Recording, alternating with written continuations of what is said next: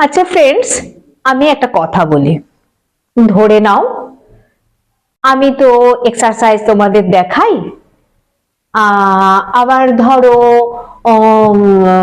তোমাদের এক্সারসাইজ দেখাই, যেমন ধরো আমি কথার কথা বলছি, এটা শোল্ডারের জন্য পড়ে, এটা এমনি নর্মাল ফ্রি হ্যান্ড এক্সারসাইজের জন্য পড়ে, সবই ঠিক আছে। তা আমি কি রকম বলি যে হাত তুলবে এবং নামাবে, হাত তুলবে নামাবে, এটা হচ্ছে সাইড দিয়ে দেখাচ্ছি, আবার সামনে থেকে এভাবে তুলবে নামাবে, এইভাবে দেখাচ্ছি। কেমন?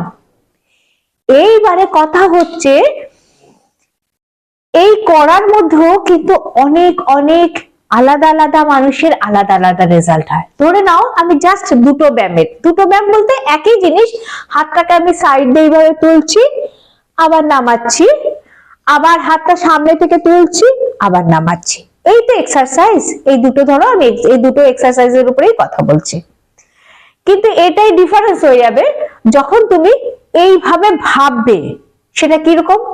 ধরে নাও সোজা হয়ে দাঁড়ালে, হাতটাকে সাইড দিয়ে তুলছো এবং তুমি ভাবছো যে হাতটা আমার উঠছে, প্রতিটা মাসেল, আমার যে মাসেল গুলো কাজ করছে, হাতটা এইভাবে লাগাচ্ছি পরস্পর এবং হাতটাকে যতটা সম্ভব স্ট্রেচ করছি। দেখো আমি স্ট্রেচ করে বডিটা একেবারে টাইট করে তুলে দিলাম, আবার ধীরে ধীরে হাতটাকে নিচে নামালাম। আচ্ছা বলো, এই এক্সারসাইজ আর যদি আমি এই এক্সারসাইজটাই আমি এরকম করি, দুটো কি এক হবে? তুমি করে দেখো, তুমি নিজেই করে দেখো, তুমি ফিল করো কিনা আলাদা কিছু। প্রচুর প্রচুর ডিফারেন্স পাবে এখানে। এই জন্যই বলছি এক্সারসাইজের সময় তোমার মনটা তুমি কিভাবে ভাবছো খুব খুব ইম্পর্টেন্ট এক্ষেত্রে। ঠিক আছে, তুমি দেখো হাতটাকে আবার এইভাবে তুলছি, আর হাতটাকে তোলার সময় আমাদের না কি হয়, বয়সের সাথে সাথে, এগুলো কম বয়সে যারা দেখছো তোমরা হয়তো বুঝতে পারবে না যে বয়সের সাথে সাথে কি হচ্ছে, এরকম কাঁধটা না একটু সামনের দিকে চলে আসে।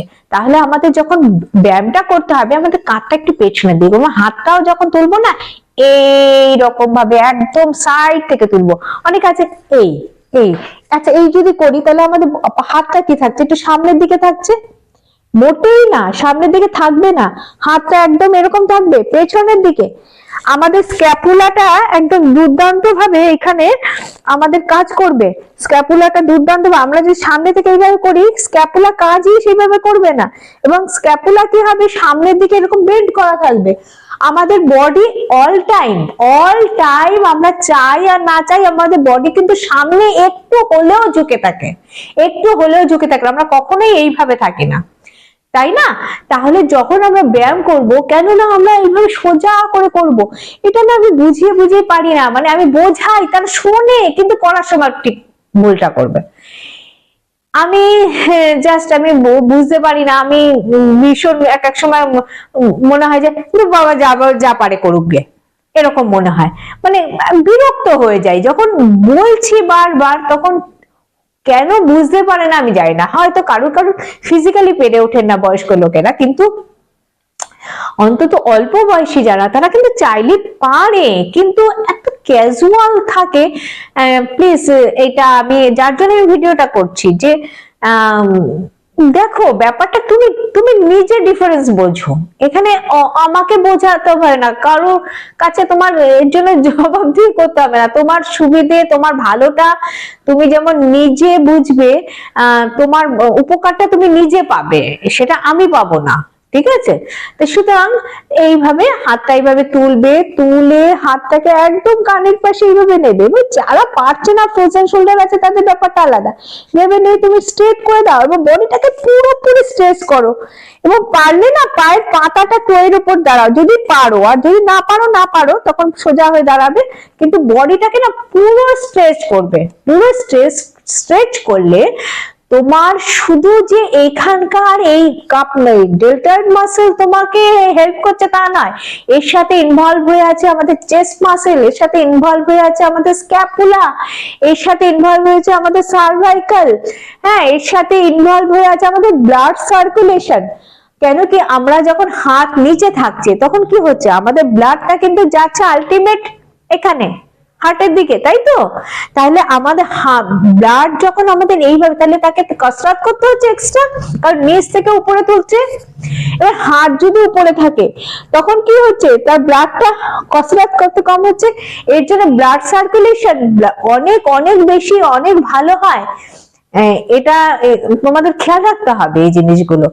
আচ্ছা, সেরকমই এই হাতটা যেমন আমরা সামনে থেকে তুলছি, একদম স্ট্রেট করে দাও, টান টান করো এবং ফিল করো, ফিল করো যে তোমার হাতটা উঠলো। এটা ফিল করাটা খুব খুব ইম্পর্টেন্ট।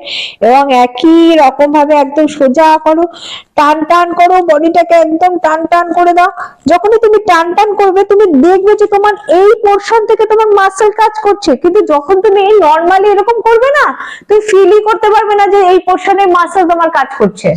কিন্তু যখন তুমি এটাকে ফিল করা শুরু করবে, ধীরে ধীরে হাতটা তুলছো, তুলে এতদূর পর্যন্ত হয়তো তুমি ফিল নাও করতে পারো, কিন্তু যখন একদম টান টান করছো, বডিটাকে স্ট্রেচ করে দিচ্ছ, পিঠটাকে স্ট্রেচ করে দিচ্ছ, একটু সামান্য যখন হাতটা তুমি কানের পাশে নিয়ে যাবে না, তোমার বডি কিন্তু অটোমেটিক্যালি একটু স্লাইড হলো ব্যাক বেন্ডিং, ঠিক না, একদম স্ট্রেট হয়ে যাবে। যখন ভার্টিব্রা একদম স্ট্রেট হয়ে যাচ্ছে তখন তুমি ফিল করতে পারবে তোমার সমস্ত এখানকার মাসেল, সাইডের মাসেল, পিঠের মাসেল, সমস্ত মাসেল যে ভালোভাবে তোমার এই হাত তোলার সাথে কতগুলো মাসেল যে এনগেজ হয়ে যাচ্ছে তুমি নিজে ফিল করবে। এই ফিল করাটা খুব খুব ইম্পর্টেন্ট। এটাকে কিন্তু এভাবে হালকা ভাবে নিও না। এটা যদি তোমরা ফিল করো তাহলে কি হচ্ছে, তুমি এই সামান্য দুটো এক্সারসাইজেরই অনেক বেশি বেনিফিট তোমরা পাবে। এটাকে কিন্তু খেয়াল রেখো। আজকে এই পর্যন্ত, আবার অন্য একটা এক্সারসাইজ নিয়ে আসবো।